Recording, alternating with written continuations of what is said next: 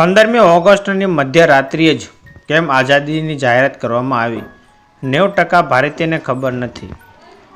15 August 1947ની મધ્યરાત્રિએ જ્યારે દેશના મોટા ભાગના લોકો ઊંઘી રહ્યા હતા, ત્યારે ભારત તેની આઝાદીની ગાથા લખી રહ્યું હતું.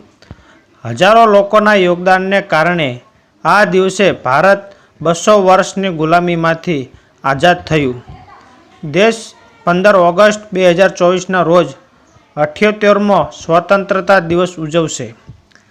આવી સ્થિતિમાં લોકો માટે એ જાણવું મહત્વપૂર્ણ છે કે બ્રિટિશ સરકારે ભારતને આઝાદી આપવા માટે 15મી ઓગસ્ટની તારીખ કેમ પસંદ કરી. આ સિવાય એ પણ જાણવા જરૂરી છે કે દેશની આઝાદી મધ્યરાત્રિએ જ કેમ જાહેર કરવામાં આવી. તો ચાલો આજે આ લેખમાં તમને વિગતવાર જણાવીએ. 15મી ઓગસ્ટ ખૂબ જ ખાસ હતી. હકીકતમાં જ્યારે ભારત બ્રિટિશ ગુલામીમાંથી આઝાદ થયું હતું, ત્યારે લોર્ડ માઉન્ટબેટન વાઇસરોય અને ગવર્નર જનરલ હતા. માઉન્ટબેટન નસીબમાં માનતા હતા. તેમનું માનવું હતું કે 15મી ઓગસ્ટ તારીખે તેમના માટે લકી છે, કારણ કે આ તારીખે એટલે કે 15 ઓગસ્ટ 1945ના રોજ જાપાની સેનાએ આત્મસમર્પણ કર્યું હતું.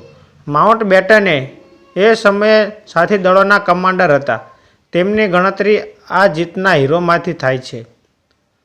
આ જ કારણ છે કે જ્યારે ભારતને આઝાદી આપવાની વાત કરવામાં આવી, ત્યારે માઉન્ટબેટને 15મી ઓગસ્ટની તારીખ પસંદ કરી. અડધી રાત્રે આપણને આઝાદી કેમ મળી?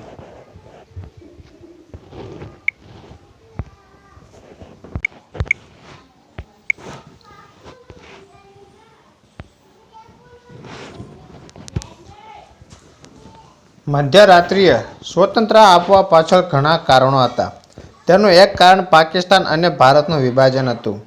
વાસ્તવમાં તે જમાનાના મોટા નેતાઓ બ્રિટિશ સરકારથી ડરતા હતા કે જો તે દિવસે આઝાદી આપવામાં આવશે અને ભારત અને પાકિસ્તાનના ભાગલા થશે તો તેનાથી રમખાણો થશે. કાયદો અને વ્યવસ્થાને નિયંત્રિત કરવી મુશ્કેલ બની જશે. આ કારણોસર મધ્યરાત્રિએ સ્વતંત્રતા માટે પસંદ કરેલ સમય હતો. બીજી દલીલ એ છે કે પાકિસ્તાન ભારતની એક દિવસ પહેલાં જ એટલે કે 14મી ઓગસ્ટે આઝાદી મળી હતી. વાઇસરોય લોર્ડ માઉન્ટબેટને 14મી ઓગસ્ટે ભારત પાકિસ્તાન ટ્રાન્સફર માટે કરાંચી જવું પડ્યું અને મોડી રાત્રે ભારત પરત ફરવું પડ્યું હતું. આ જ કારણ છે કે મધ્યરાત્રિએ જ ભારતને સ્વતંત્રતા આપવાનું નક્કી કરવામાં આવ્યું હતું.